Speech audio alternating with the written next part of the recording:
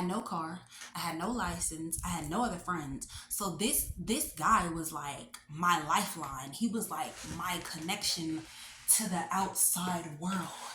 And I was slowly losing. The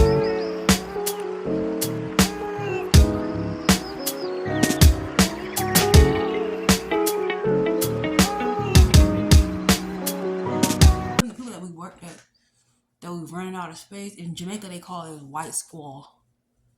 It means that you like might be hungry. I think I'm hungry. So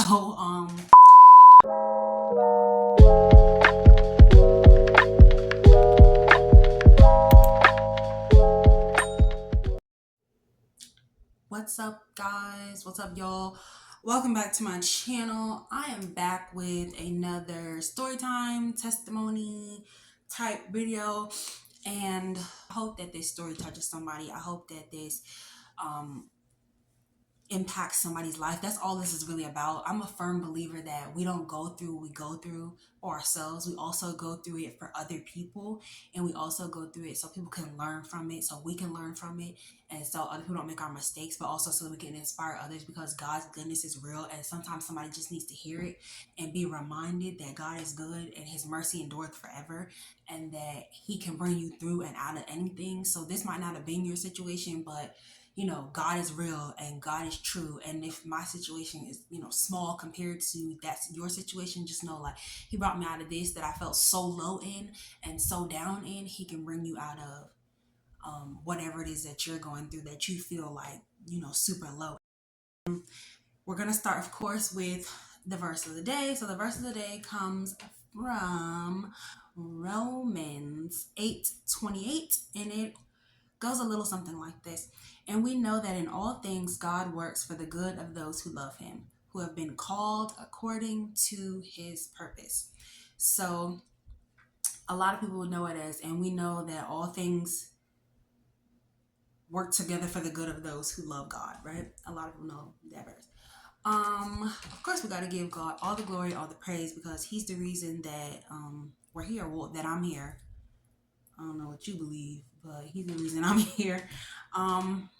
Yeah, so I think I might keep these glasses for this video, but I don't know.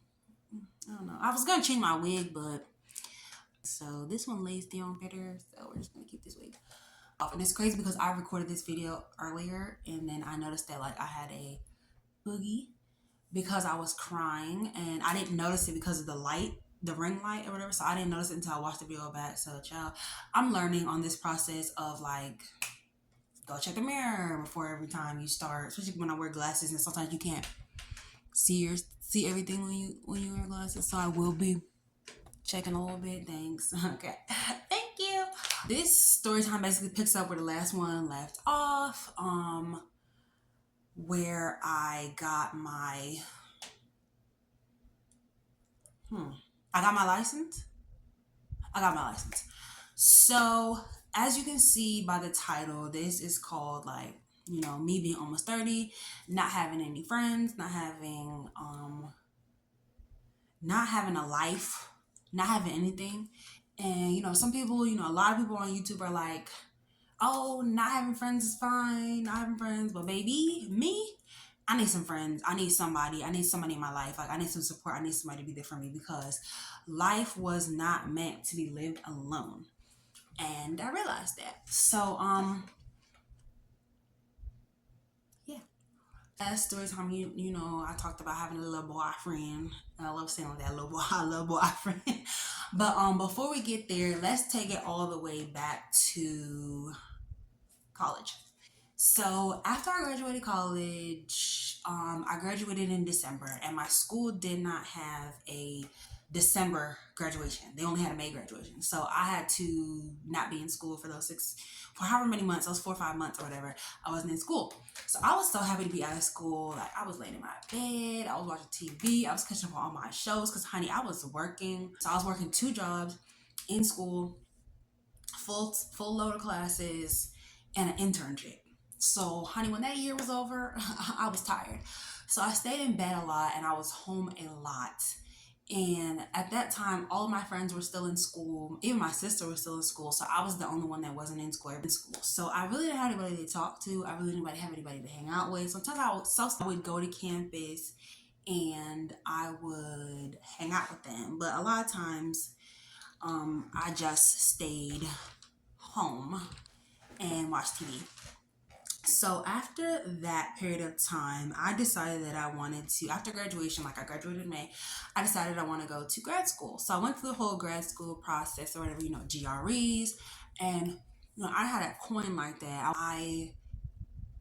Took the free online courses for GRE. I watched the videos, I studied, I read the books, I did the workbooks, I was even doing like the sleep learning videos. But unfortunately, when I took my GREs, those scores, baby, it blanked. I blanked. Like I didn't sleep that night. I blanked. So my dream school wrote me back, and they were like, everything was great, but those GRE scores, honey, you gotta get them up. So I was like, okay, okay, cool, whatever. And the other school that I want to go to has not rejected me. So I'm trying to get a recommendation letter. I'm trying to get a recommendation letter, but the lady, I don't know, it's some back and forth. So I had to find somebody else. It took a very long time to get the recommendation letter in. And the school was working with me. Like they were calling me, they were talking to me, they was being cool with me. They were really trying with me, and I appreciate them for that. But by the time I got that letter in, girly pop, it wasn't no more space for me. It was not any more space for me because it was a very competitive program and they only accepted 7 people. So they reviewed it and everything like that, and I did not get in. So during the time that I was waiting to get in,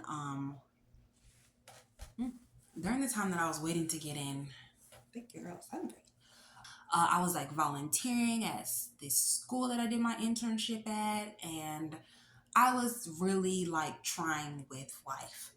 But once that didn't work out for me, like I don't know. I think I just felt like my life was over or something, because after that I really didn't do very much of anything. Like I would go to work at the job that I had where I could make my own schedule. So, I was not scheduling to go to work that much. So I wasn't really making like that much money. And I was basically in bed all the time. I became very depressed. I became very sad and very lonely. And I ended up doing the things that were on my list, like getting those permits and going to driving school and things like that.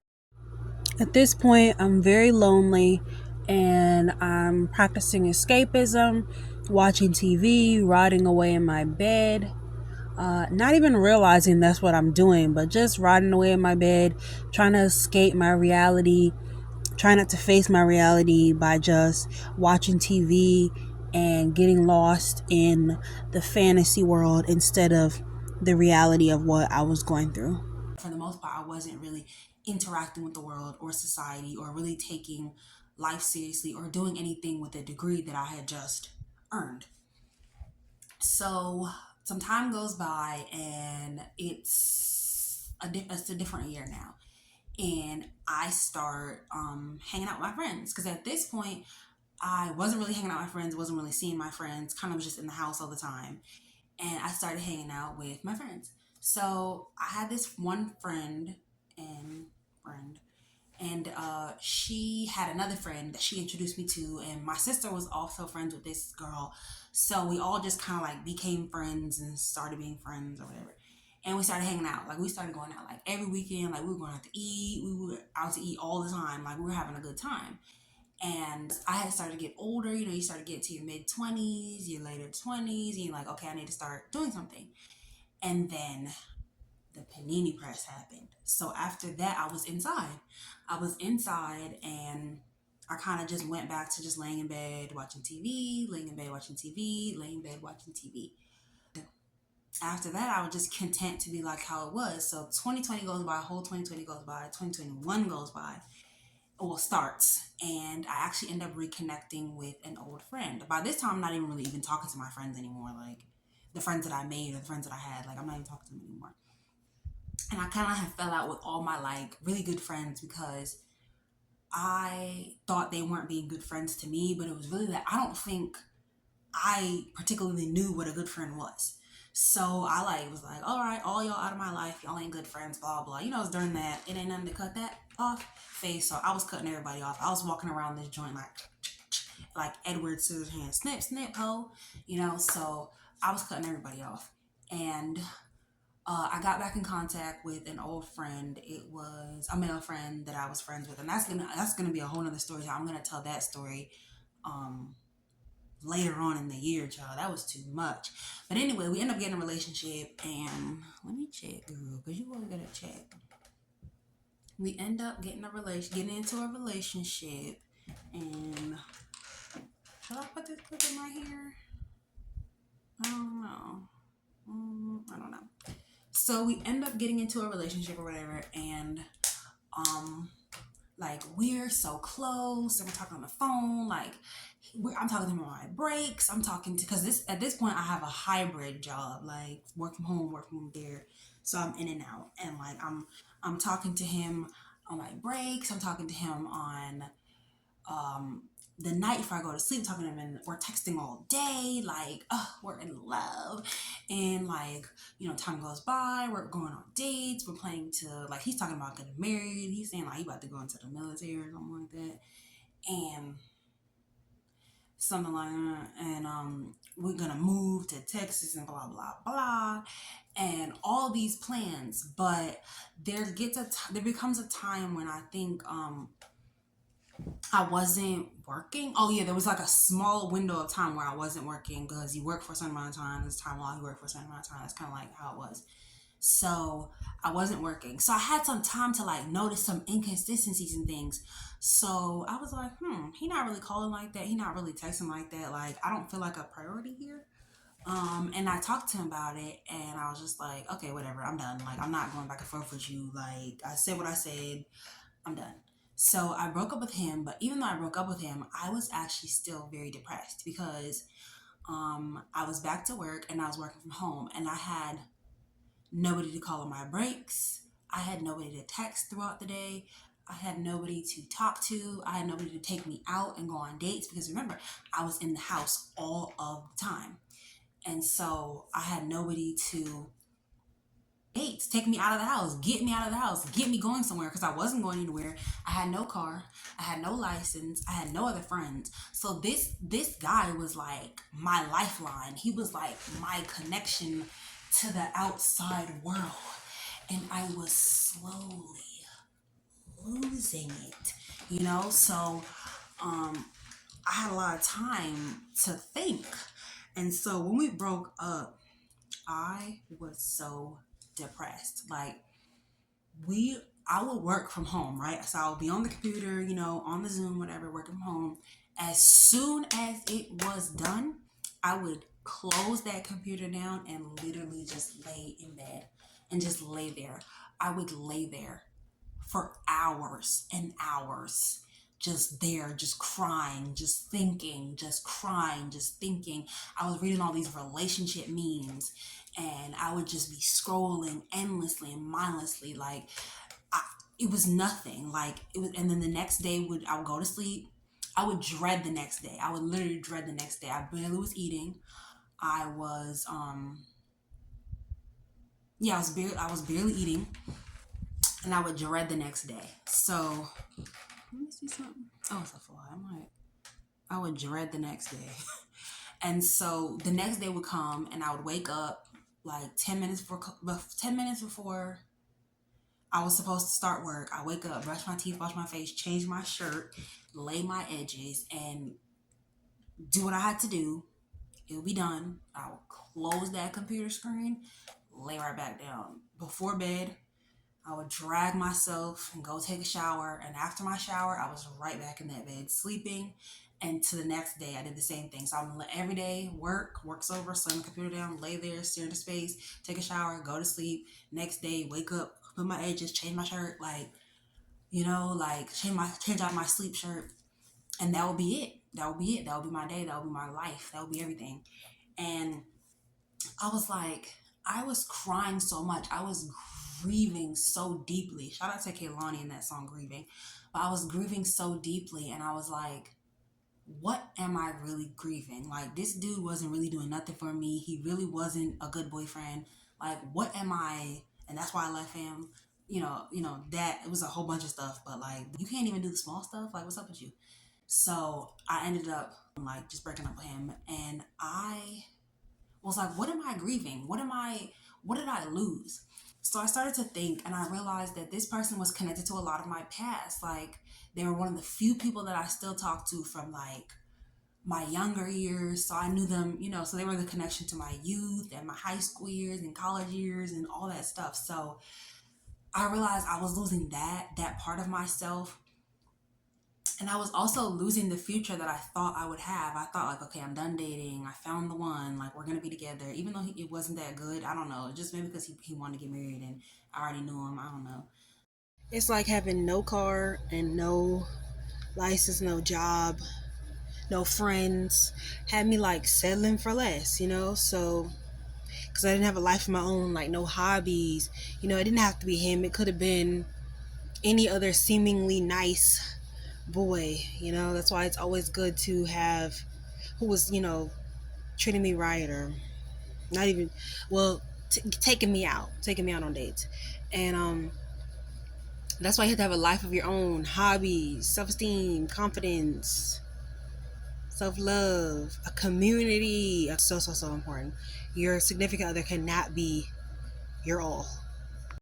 Now, it wasn't clear to me back then, but it's super clear to me now that God just did not want this person in my life. He didn't want this man or anyone else from my family to get the credit for helping me learn how to drive. He wanted me to go through these circumstances so that I would realize it was him who deserved all of the credit, honor, and glory and praise for me making it through and actually getting my license.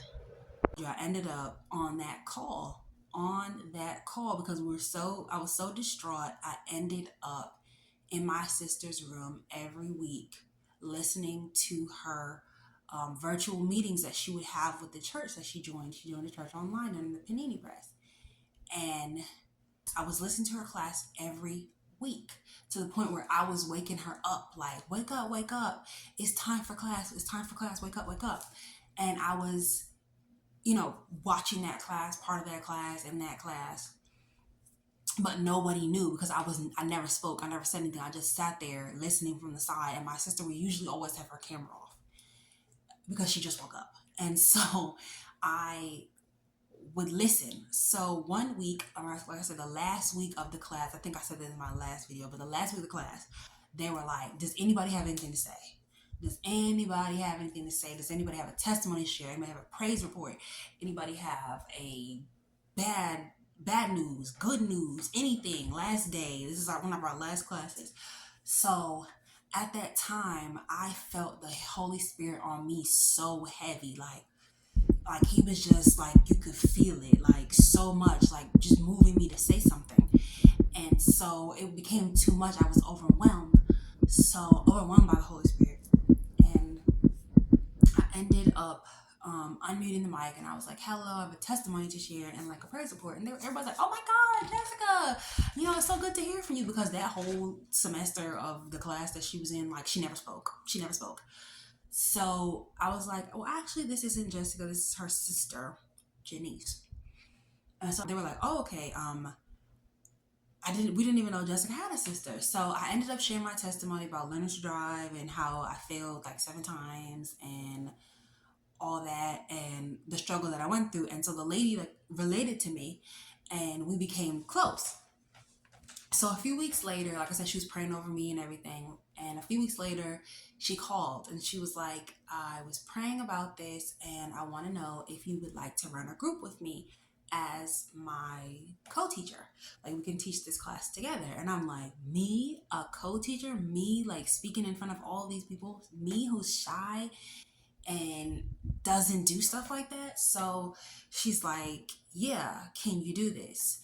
And she's like, I prayed about it and God brought you to me, and we don't even know each other. So like, I really feel like God brought this out.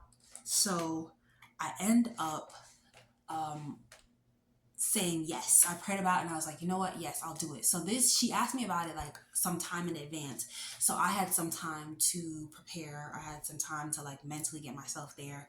And she sent me a book. She sent me a book, and this was the book that we were going to use for the class. So the class was called Health and Happiness.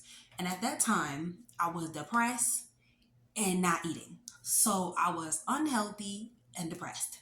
So even though at this time I had gotten a job, I had gotten another job, like there was a little period off, and then I had gotten a job, and it came about so um unexpectedly. God really blessed me with this job. And so this job was like giving me like a purpose. It was giving me something to look forward to. It was giving me a place to go every day, a reason to not lay in bed and just rot and cry. It was giving me a distraction, something else to think about. And yeah, giving me a distraction, something else to think about. So I was going to work every day. And for me, who's used to picking my schedule, that was a little bit tough, but I made it work. And I was doing something that I really, really enjoyed, and I felt like I was making an impact. So I was really happy about that. So I get the book and we start the class, and every week my job is like to do like a little health minute of health or something. So I have to come up with like a story, an anecdote, something to share about health each week, and also like facilitate the discussion after we go over, after we like review what we read in the book that week, facilitate discussion. So I was doing that. Me, who doesn't speak publicly, is shy, I go and I'm doing it. I'm actually a part of the class, and I'm actually like speaking, and not just speaking, but like, people are hearing me and listening to me, and people are telling me, messaging me privately as well, and like saying like, I look forward to hearing what you have to say, and I'm so glad that you're in this class with us. I don't know you from anywhere. We had like this lady from St. Louis, and we had, people from the area. We also had this guy that was from India that was living in Florida, that was going to school in Florida, and he had his family back home in India who he was trying to bring over here. He's trying to finish his degree, get a job, bring his family over here. He was like our tech support. He was kind of like our tech support because, honey, Sister Felicia, who I run the class with, she was not tech savvy. She was like 70 years old, and sorry.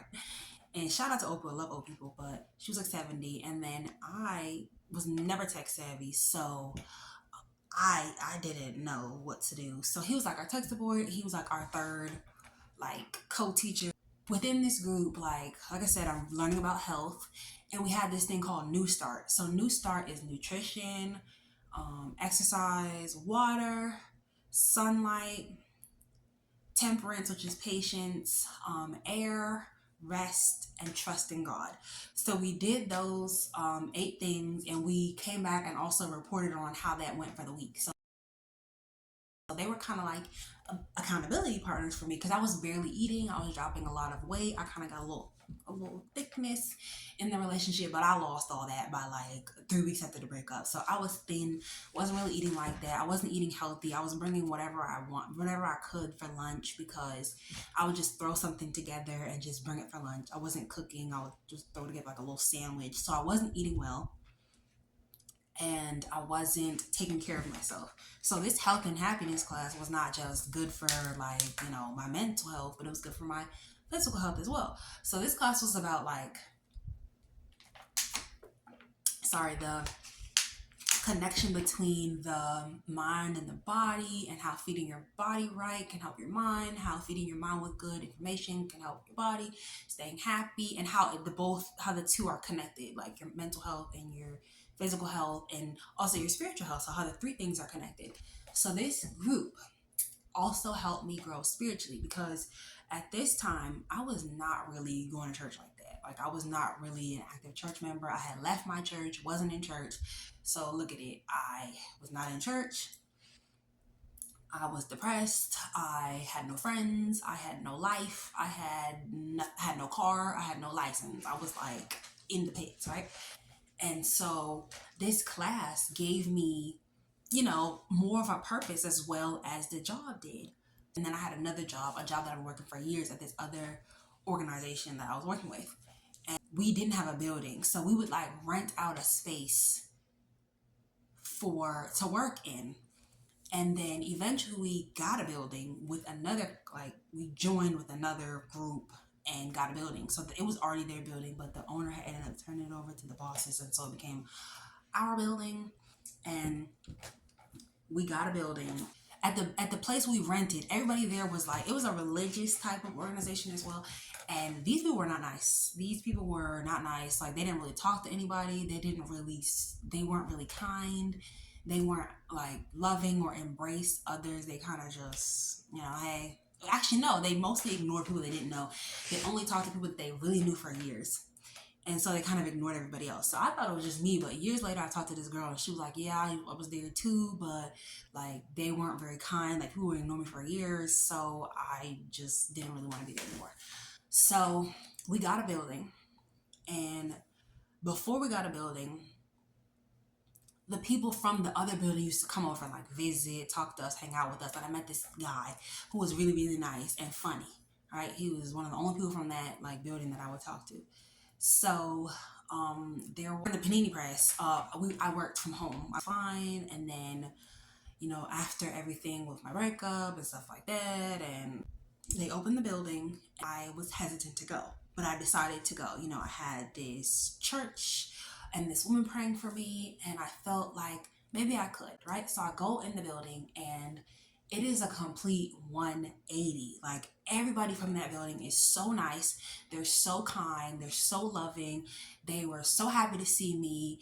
Every time I'm there, like, it was a part-time job. So every time I'm there, they're like so happy to see me. They're so kind to me. They're so, like, they embrace me. Like, when I walk in the building, I feel like I am enveloped in love, like just covered, right? And so I begin to actually enjoy going to that job. Prior to that, I didn't enjoy going to that job. I actually dreaded going. I hated going. I was always late because I just would drag my feet to get out of the house and on the bus and on the train to get there. And I loved the work that I did there, but I didn't really like the environment. So I mostly didn't really work with anybody, but the people from the other group, they were nice to me. Like, they were kind to me when they saw me. Like, they were kind. Like, they were good people to me. But I kind of really didn't work with them. Like, I worked in another part of the building, and the people that I would see and kind of be around were the ones that weren't nice. So I really didn't enjoy going there. I didn't enjoy, like I said, the work that I was doing for that organization, but I did not enjoy going there. And like, at this point in time, I am enjoying going there. Like, I am enjoying going there. So now, because we have this building and we have these new people and these new faces, and they're just so full of love. And one of the guys, like the one I mentioned earlier from the other building that would visit, we were talking one day, and he was like, y'all had money, but y'all had no building. We had we had a building, but we didn't really have no money like that. But what we had was love. We had love. And I was like, that is so true. So he was like, once you mix those two together, they had the building, they had the money, and they had the love. So I got like a sense of community from that. And I really realized that I had no life. And so that is the reason why I was grieving and mourning this man so badly, because I had no life. Like, I had nobody to talk to, nobody to call, nobody to reach out to, no real friends, no consistent job at the time, like nobody, just in the house all the time with the panini press. He was the person, like I said, my lifeline to the rest of the world.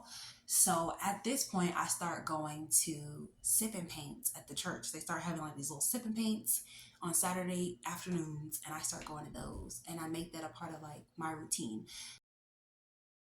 No, well, I like to have secrets. So this was also a life that he didn't know about, the guy that I was with, like a life that he wasn't a part of. Like, I felt like I needed to make a life outside of him, and this was a life that he wasn't a part of. Like, I got the license, he wasn't a part of that. I got this new job, he wasn't a part of that, he didn't know about it. I got this group, and that made me feel so good to have something for myself, because for so long I felt so wrapped up in him, and I had my kind of like identity wrapped up in him because he was my lifeline. He was my person who rescued me from boredom and loneliness. It was so good to have a life outside of him. Like once these things started happening, a life he was not a part of. Like so I realized that I need to build a life for myself. And I start doing that at the church, and I start going more often. Like I said, I joined this group. So the group ends and she calls me back a few weeks later and she's like, "Do you want to join part two? Would you like to join part two of Health and Happiness? Would you like to be my partner again?" And I said, yes, of course. And so we start working together, and it's even better because it's the same people and it's new people, and everybody's so connected, and we're just sharing our stories, we're sharing our testimonies, we're reading the Word of God, we're reading this book, we're learning more about health and the connection between our mind, our body, and our spiritual health. So let me check myself out. Because after that booger situation where I had to re-record the video because of that booger, everything ends up going really well with the group. We work together. We continue to work together. But so God, this is just to show like how God was changing my life. This is part two of this is part three of the story time, and how God was changing my life. Like I had at this point now a job that I enjoyed, that I felt like I was making a difference and making an impact. I had this growth group that supported me and was teaching me about health and keeping me on the straight and narrow. Like I said, we were like each other's accountability partners. We were, holding each other accountable for getting our health in order and exercising and eating right and getting fresh air and resting, stuff like that. And we were also learning more about the Lord and just bonding. I had this other organization that I was working at that actually things were turning around there. I was getting along with people there. And I was getting along with people there. And my life was really like starting to come together. So I want to thank you so much for watching. If you watched this far, I love you all so much. I know this video kind of long. It's one of my first like long form content videos. This is so cute. But it's just stay tuned for my next video. Mwah. I love you all so much for watching. Peace. It's your girl Janice.